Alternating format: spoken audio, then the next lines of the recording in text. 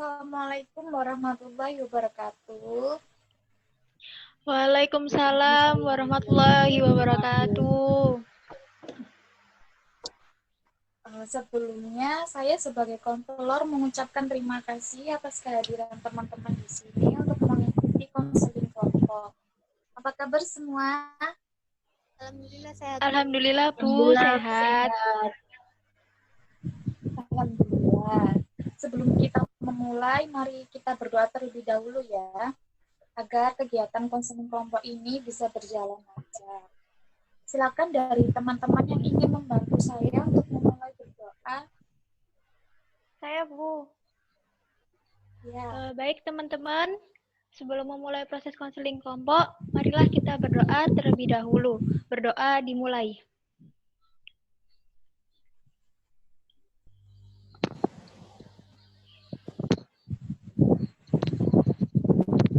Berdoa selesai.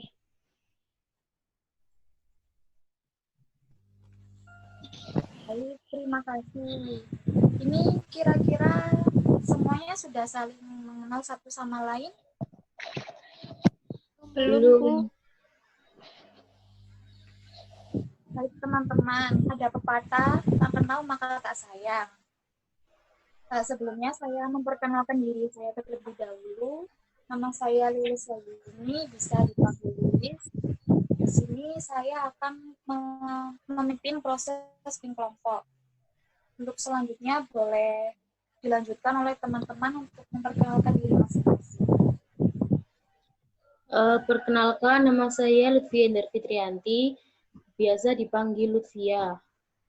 Perkenalkan, nama saya Agnes, biasa dipanggil Agnes. Perkenalkan, nama saya Aurora Dahlia Vianindia, biasa dipanggil Aurora.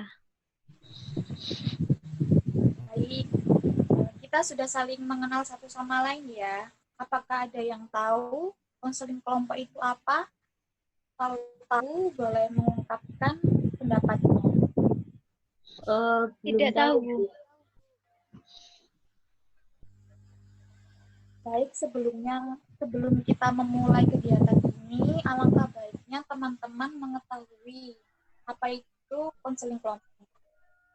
Jadi, konseling kelompok merupakan layanan dari bimbingan dan konseling di mana konselor membantu seorang konseli untuk menuntaskan permasalahan kalian.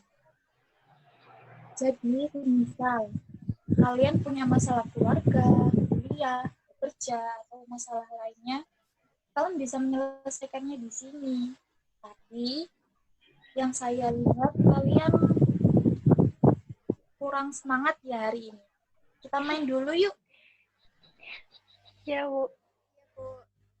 Jadi saya punya permainan nih. Cara mainnya ketika saya mengucapkan selamat pagi, kalian tepuk 1 kali. Sedangkan mengucapkan selamat siang, kalian tepuk 2 kali. Selamat malam, tepuk 3 kali. Bagaimana? Sudah paham? Sudah Bu. Kita mulai ya. Selamat pagi. Selamat siang. Selamat malam. Ayo lagi. Selamat pagi. Selamat siang. Selamat malam. Selamat siang. Selamat pagi. Selamat siang. Oke, sudah cukup ya. Sepertinya ini sudah mulai, konsentrasinya sudah mulai. Baik, kita mulai ya. Saya harap nanti kita bisa saling terbuka satu sama lain. Tidak ada rasa canggung di antara kita, anggota kelompok. Dan tujuan dari konseling kelompok ini yaitu kita semua anggota kelompok dapat mempunyai rasa kepedulian serta terselesaikannya masalah yang dialami oleh teman-teman sekalian ini. dalam konseling kelompok ini ada yang namanya asas sukarelaan. Apakah ada yang di antara kalian ada yang dengan terpaksa mengikuti kegiatan konseling kelompok pada siang hari ini? Tidak, Bu. Tidak, Bu. Alhamdulillah. Jika semua mengikuti kegiatan ini dengan sukarela, insya Allah hasilnya akan baik. Harapan saya di sini kalian bisa mengikuti sampai konseling kelompok ini berakhir. Apa kalian bersedia? Sedia. Bersedia, Bu. Sedia, Bu. Baik, mari kita buat kesepakatan terlebih dahulu ya. Iya. Dalam konseling kelompok ini ada 2 tipe, yakni tipe terbuka dan tipe tertutup. Di mana konseling kelompok dikatakan terbuka apabila saat proses konseling belum berakhir, ada anggota kelompok yang bisa keluar. Tetapi dengan catatan si konseling ini sudah menemukan solusi dari permasalahannya. Sedangkan konseling kelompok dengan tipe tertutup yaitu anggota kelompok yang sudah berkomitmen saat proses konseling berlangsung tidak boleh meninggalkan acara konseling kelompok ini sampai berakhir. Apakah teman-teman sudah paham?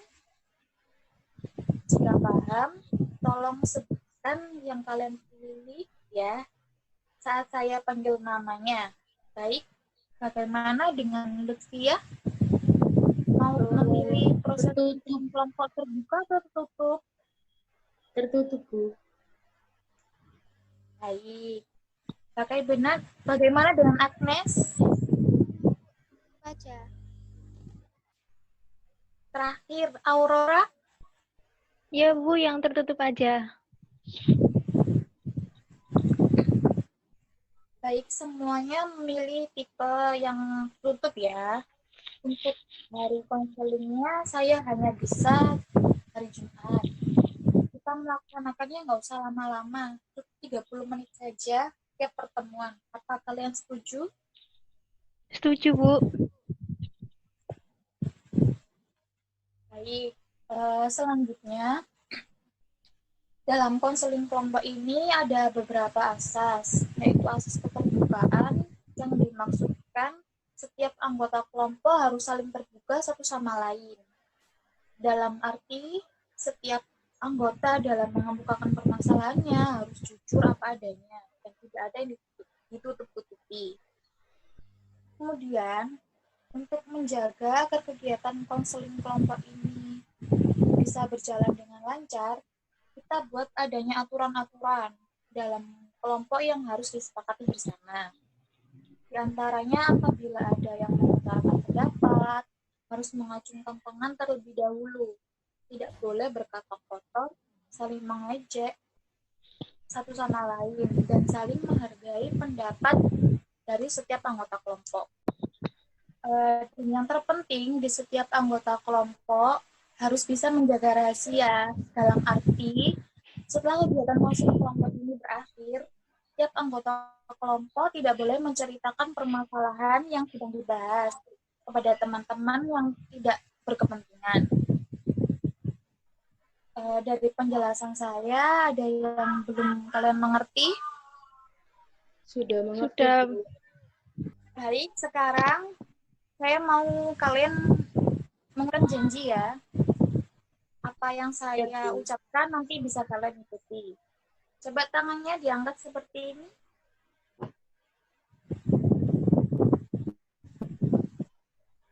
Saya berjanji Saya berjanji bahwa saya tidak akan membocorkan bahwa saya tidak akan membocorkan apapun yang akan diceritakan teman-teman saya di sini. apapun yang akan diceritakan teman saya di sini. Apabila saya membocorkan,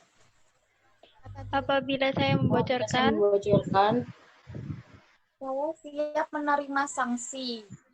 Saya Saya siap siap menerima menerima sanksi. sanksi. Baik, terima kasih. Jadi dapat disimpulkan tentang melakukan konseling kelompok ini sifatnya tertutup ya, dan dilaksanakan pada hari Jumat dengan durasi waktu 30 menit. Serta kita memiliki aturan apabila ingin mengutarakan pendapatnya harus mengajukan tangan terlebih dahulu. Begitu ya. Iya, Ya, Bu. Sekarang kita masuk ke tahap berikutnya. Silakan teman-teman, siapa dulu yang ingin mengungkapkan permasalahan yang kalian punya? Saya, Bu. Baik,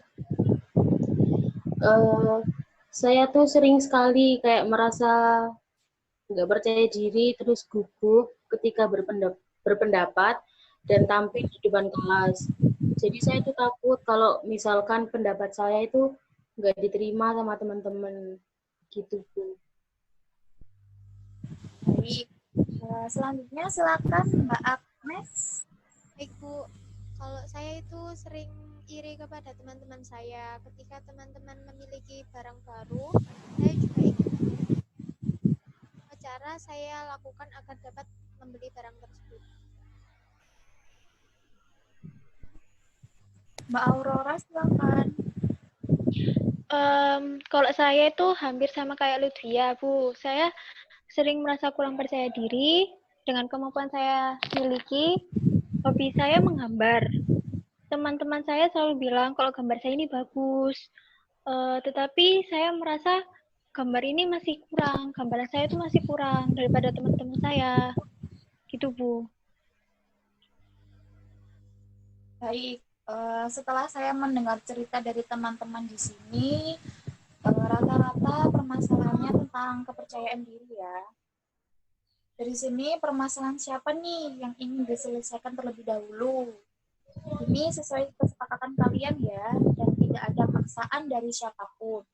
Apabila ingin mengungkapkan ketidaksediaannya, dipersilahkan. Menurut saya, permasalahannya Lutfia, Bu. Ya, Bu, saya setuju. Bagaimana dengan Lutfia? Apakah setuju bila permasalahanmu yang diselesaikan terlebih dahulu? Iya, Bu, saya setuju kalau permasalahan saya diselesaikan terlebih dahulu. Baik, untuk teman-teman harap menyimak ya. Dan apabila ingin berpendapat, silakan berpendapat di tahap akhir nanti. Baik, Bu. Baik, Bu.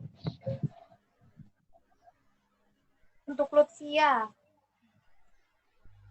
coba ceritakan kembali permasalahan yang sedang mengganggu dirimu saat ini.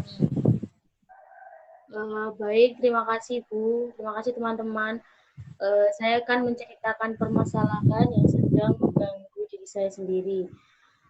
Jadi saya ini tipikal orang yang pemalu ya, dan agak susah juga untuk bergaul sama teman-teman. Saya itu sering kayak merasa nggak percaya diri dan sering kayak gugup gitu loh kalau berpendapat dan tampil kayak presentasi di depan kelas. Jadi saya tuh kayak takut ketika presentasi itu tidak diterima oleh teman-teman saya. Jadi saya tuh mikir kalau materi saya ini bagus nggak ya? Apakah pekerjaan saya sih sudah bagus? Apakah teman-teman bisa menerima pekerjaan saya gitu? Jadi Lutfia ini mempunyai perasaan tidak percaya diri ya ketika berada di depan kelas. Apakah seperti itu, Lutfia? Iya benar, Bu. Perasaan apa yang Lutfia rasakan ketika berada dalam situasi tersebut? Saya merasa cemas, terus takut, terus timbul juga rasa tidak percaya diri ketika saya mengutarakan pendapat saya, dan terutama juga saat kayak mempresentasikan materi di depan kelas. Lalu, apa yang membuat Lutfia mempunyai perasaan demikian? Saya berpikir bahwa ketika saya berpendapat, pendapat saya tidak sesuai dan teman-teman tidak bisa menerimanya. Sering merasa tidak puas dengan pekerjaan saya sendiri. Terus dari sini juga akhirnya timbul pikiran negatif yang membuat saya kurang percaya diri. Sebenarnya saya juga ingin merubah pikiran saya yang sebenarnya juga tidak benar, maksudnya tidak positif dan terlalu negatif ini. Apa sebelumnya Lutfia pernah dapat kritik dari teman-teman tentang hasil pekerjaanmu atau masih dalam ketakutan yang belum tertentu? Pernah ketika saya mau mempresentasikan sebuah pekerjaan saya, ada salah satu teman yang mengkritik karena saya tidak dapat mempresentasikan dengan baik. Dia membicarakan saya di belakang saya dengan bisik-bisik gitu dengan teman di sampingnya. Dan tidak sengaja saya mendengarnya. Dari situ saya merasa takut untuk maju ke depan, untuk presentasi lagi. Lalu, memang kenapa bila dikritik oleh orang lain? Ada yang salah? Ya, sebenarnya tidak ada yang salah. Kalau dikritik pun juga tidak ada yang salah. Tapi saya tuh merasa tidak dapat menyampaikan materi dengan baik gitu loh, Bu. Terus saya berpikir seharusnya saya dapat memberikan yang terbaik kepada teman-teman saya. Saya merasa diri saya ini sangat buruk sekali. Terus tidak dapat memberikan yang terbaik untuk teman-teman saya. Ketika saya dikritik oleh teman, saya merasa diri saya itu tidak berguna lagi gitu loh. Saya merasa apa yang saya kerjakan selama ini itu salah. Dan setiap pekerjaan yang saya kerjakan itu juga salah. Mengapa kamu merasa tidak berguna? Mana buktinya kalau semua yang kamu kerjakan itu salah? Ya, sebenarnya tidak ada buktinya. Tapi, iya sih tidak ada buktinya. Kalau semua pekerjaan yang saya lakukan itu salah. Lalu, bagaimana bisa yang kamu kerjakan itu salah membuat setiap pekerjaan yang kamu kerjakan selanjutnya itu bisa dikatakan salah juga? Ya, sebenarnya tidak juga sih, Bu. Terus, siapa yang mengharuskanmu bahwa apa yang kamu kerjakan itu selalu harus benar? Siapa yang mengharuskanmu untuk sempurna? Ya, saya mengharuskan diri saya sendiri untuk bisa jadi yang sempurna. Jadi saya juga mengharuskan bahwa apapun yang saya kerjakan juga harus benar. Lantas, apa kamu tidak boleh melakukan kesalahan? Apa kamu harus sempurna?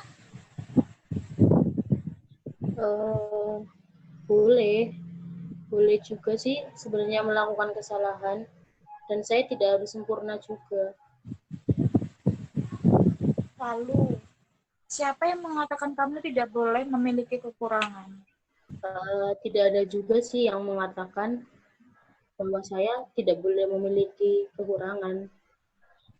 Apakah semua orang harus menyukaimu? Apakah tidak boleh orang untuk tidak menyukaimu? Siapa yang tidak memperbolehkan? Tidak, semua orang boleh tidak menyukai saya. Berarti tidak jadi masalah ya bila ada temanmu yang mengkritik pekerjaanmu. Iya, Bu. Apapun pekerjaan yang saya lakukan dan cara saya mempresentasikan materi tidak jadi masalah karena saya bukan orang yang sempurna. Jadi saya juga masih dalam proses belajar. Wajar saya memiliki kekurangan. selanjutnya, apa yang ingin kamu lakukan? Saya akan berusaha agar menerima kritikan dari orang lain dan belajar untuk lebih percaya diri ketika maju dan presentasi materi di depan kelas. Jadi, tidak ada orang yang sempurna di dunia ini. Semua pasti memiliki kekurangan masing-masing. Tinggal bagaimana cara kita menjadikan kekurangan tersebut menjadi kelebihan yang kita miliki. Pada dasarnya, kritikan, penilaian orang tidak mengurangi apapun dari anggota tubuhmu. Tidak ada yang salah dengan kritikan tersebut. Bagaimana teman-teman? Apa ada yang ingin memberikan pendapat tentang permasalahannya Lutfia? Saya, Bu. Permasalahan yang dihadapi oleh Lutfia ini sama dengan permasalahan yang saya hadapi. Apa yang dikatakan oleh Ibu itu benar, bahwa tidak ada yang salah kalau ada orang yang mengkritik kita. Dan tidak ada yang salah kalau orang lain tidak suka pada diri kita. Bahwa manusia tidak ada yang sempurna, dan kita juga lagi belajar. Jadi wajar jika kita melakukan kesalahan. Untuk Lutfia, tetap semangat, jangan menyerah, yakinlah bahwa kamu bisa. Udah. Aurora, dari aku mungkin ada tambahan lagi. Terima kasih Aurora. Ingin menambahkan sedikit dari Aurora bahwa kesalahan yang telah kita lakukan bukan berarti setiap apa yang kita lakukan kedepannya juga itu salah. Kesalahan harus kita jadikan sebagai motivasi untuk maju. Katakan bahwa kita itu bisa. Agnes, saya rasa teman-teman di sini sudah ingin berpartisipasi untuk menyelesaikan permasalahan dari Lutfia. Untuk pertemuan selanjutnya, kita akan menyelesaikan permasalahan dari siapa nih? Dari Agnes saja, Bu, kalau boleh. Iya, Bu, dari Agnes saja. Baik, teman-teman. Apa ada yang ingin menyimpulkan pertemuan kita pada hari ini? Saya, Bu, menurut saya kita tidak perlu kritikan lain. Kita harus percaya diri bahwa apa yang telah kita kerjakan itu sudah benar dan sesuai dengan kemampuan yang kita miliki. Mungkin dari Aurora ingin menambahkan? Tidak, Bu, sudah cukup. Baik, sebelum kita tutup pertemuan kita pada hari ini, marilah kita berdoa terlebih dahulu. Silakan Lutfia yang memimpin doanya. Baik teman-teman, sebelum kita pulang dan mengakhiri ini, mari kita berdoa bersama-sama agar selamat sampai tujuan dan konseling kelompok ini bisa mendapatkan manfaat untuk kita semua. Berdoa. Amin.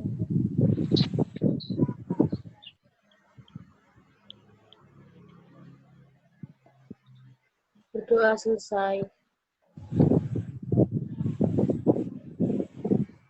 Terima kasih untuk teman-teman atas partisipasinya untuk mengikuti konseling kelompok pada hari ini.